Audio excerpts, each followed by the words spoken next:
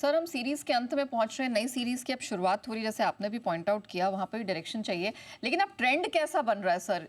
तेजी का ट्रेंड बन रहा है कि मंदी का ट्रेंड बन रहा है? यहाँ पर कोई क्लैरिटी नहीं मिल रही। देखो, इसको दो तरीके से देखें ना। बहुत अच्छा सवाल है और इस सवाल को समझने में आपको दो ट्रेंड देखने होंगे। हम्म।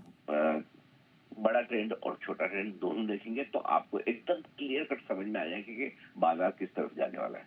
पहले बड़े ट्रेंड की बात करते हैं। ठीक है, निफ्टी में ऊपरी स्टोर से 3000 पॉइंट की एक तरफा गिराव रही। 26 सितंबर से हम जो गिरना शुरू किए, 3000 पॉइंट हम गिरकर 23,265 के आसपास पहुंचे थे। करेक्ट, लगभग लगभग 3000 पॉइंट, इनफैक्ट एग्जैक्टली 3000 पॉइंट। एक रिकवरी आई 3 दिनों में, पिछले शुक्रवार के लो से 1000 पॉइंट की। लगभग लगभग आप 23,350 पहुंचे, 24,350, 1100 पॉइंट आप। जितना गिरे उतना 1/3। आमतौर पर क्या होता है, एक बड़ा ट्रेंड होता है, जितना आप घटते हो उसकी 3 तरह की रिकवरी आती है, 1/3, 50% और 2/3।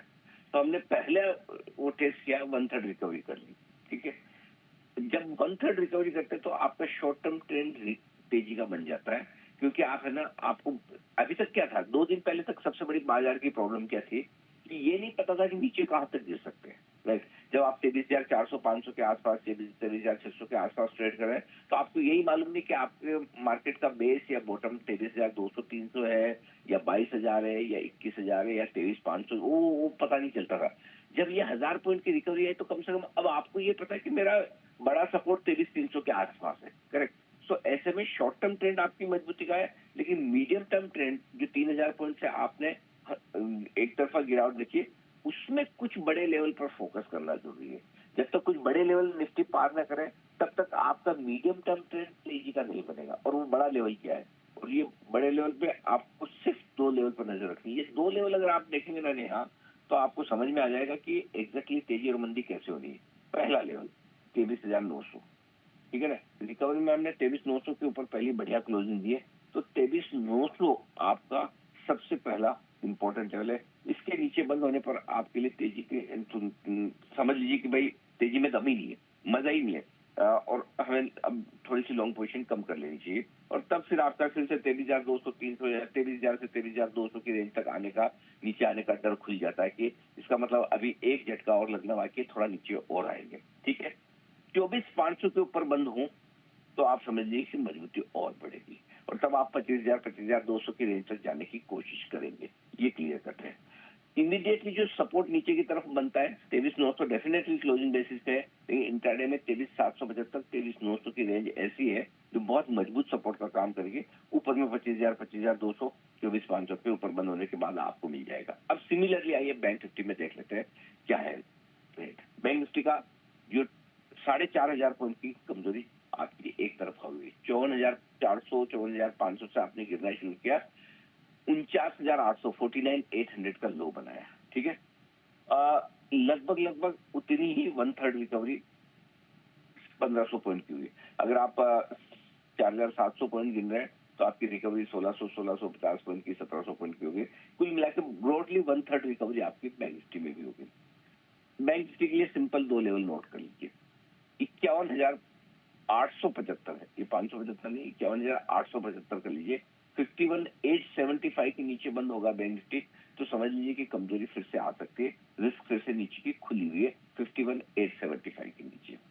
और अगर बैंक निफ्टी आपका बंद होता है 52,500 के ऊपर, इससे पहले बता दूं, अगर 51,575 के नीचे बंद होता है तो 49,800, 50,100, 49,800, 50,100, ये रेंज आपकी फिर से आ सकती है। इसकी रिस्क खत्म नहीं हुई है, वो रेंज आप फिर से टेस्ट कर सकते हैं। और 52,500 के ऊपर बैंक निफ्टी बंद होता है तो बढ़िया तेजी बनेगी, वहां पर फिर एक नई तेजी के लिए बैंक निफ्टी तैयार होता दिखेगा।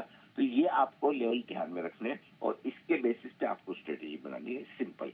अब इसमें क्या है, आपको याद होगा जब पहली बार हम इतनी मजबूती से आगे बढ़े तब भी मैं कह रहा था कि जहां जहां आपको लगता है कि भाई मेरी फंसी हुई पोजीशन में प्राइस आ रही है या इंडेक्स की कोई पोजीशन फंसी हुई है, वहां पर एक बार हल्का कर लें। अब क्या होता है, 1 या 2 दिन आपको समझो 24,350 का टॉप मिला, 52,500 का टॉप मिला, और वहां से अगर नीचे आता है फिर आपको फ्रस्ट्रेशन आने लगता है। और अगर गलती से नीचे के इंपॉर्टेंट लेवल अगर निफ्टी बैंक निफ्टी एक बार तोड़ दे तो फिर आप बड़ा फ्रस्ट्रेट हो जाएंगे और आप सोचेंगे अरे यार बढ़िया मौका मिला था एग्जिट करने का, फिर मिस कर गया, थोड़ा सा लालच रह गया, सोचा कि और बढ़ जाएगा। सो तब आप है ना एकदम वो एक सही और वाइज डिसीजन नहीं ले पाते।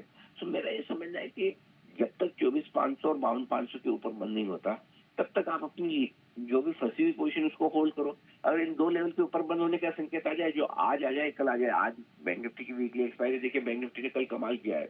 कमाल मतलब आप सोचेंगे 27 नीचे बंद उसको भी कमाल कर रहे हैं, तो कमाल इन द सेंस की घटना चाहे तो घट सकता था लेकिन कोई खास घटा नहीं, राइट। सो मेरा ये समझना है कि जब तक ये दो लेवल के ऊपर बंद नहीं होता तब तक आप चाहें तो अपनी फंसी हुई पोजीशन को हल्का कर लीजिए। जैसे ही आप खाली रहेंगे पोजीशन नहीं होगी, एक अच्छा ढंग का समझदारी वाला और मुनाफे की ज्यादा संभावना वाला ट्रेड आप ले पाएंगे, उस पर फोकस करिए। तो गलती से निकलिए, फिर नया सोचिए, तभी पैसा बनेगा।